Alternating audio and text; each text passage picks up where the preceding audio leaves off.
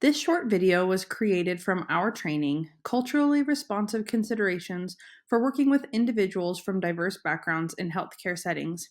You can find it on our website if you want more information about this topic. Let's start with some data. Cultural background and disability rates are connected. When we look at disability rates by race and ethnicity, you can see that people who aren't white often experience higher rates of disability due to various socioeconomic factors. There's also a connection between disability rates and health behaviors. For example, people with a disability are more likely to report not receiving medical care due to cost. People with a disability are twice as likely to smoke, be physically inactive, and receive prescriptions for pain as compared to people without disabilities. Aside from the obvious physical health impacts these disparities may have, there are serious financial impacts too. There's an estimated $245 billion in direct costs annually, and $1 trillion in indirect costs associated with the cost of healthcare disparities.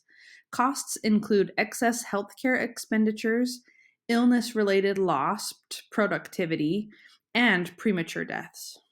So, why does cultural responsiveness matter in public health? Because it's one important way to combat these health disparities. People who come from diverse backgrounds have unique and complex experiences, especially if they also have a disability. Finding ways to support their learning about and implementing positive health behaviors starts with connection and acceptance. Consider the experience someone from a unique background may have as they navigate our health system. There are barriers built into our system that they likely face. These systemic barriers are difficult to correct as an individual service provider, but each of us can do our best to make changes from wherever we are. Ensuring opportunities for everyone who receives our services to feel connection and acceptance should be our number one goal. So, how do we accomplish that? We all have something called implicit bias. It comes from each of our own personal experiences, including where and how we were raised, connections and experiences we've had with others, and opinions we've cultivated through our lives. When our biases unfairly judge others, that's when problems arise. One way that our biases can impact someone else is through microaggressions. These can be small and unintentional comments or actions, but the messages received through microaggressions can be very hurtful, especially as they add up over time. Messages can include surprise at someone not fitting the stereotype for their cultural background, such as intelligence or work ethic, denying the unique experiences of someone's cultural background, such as saying things like, I don't see color, denial of racism because of personal connections, or assuming someone needs help without asking them.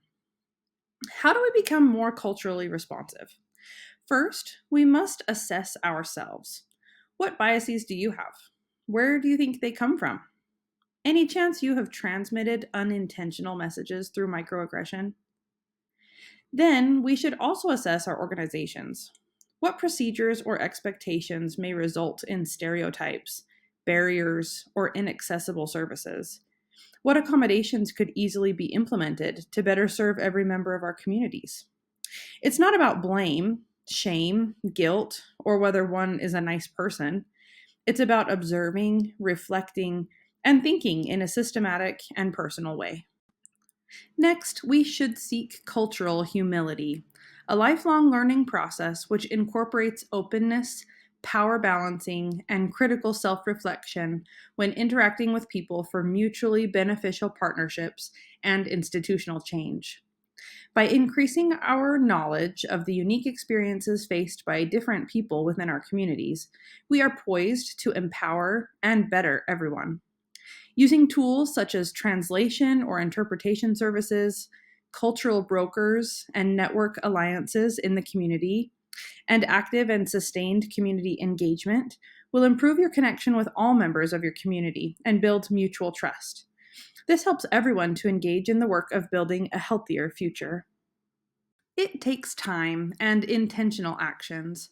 And remember, it's really not about your level of knowledge. It's more about the care we put into our interactions with others and the humble listening and learning we do as we get to know them.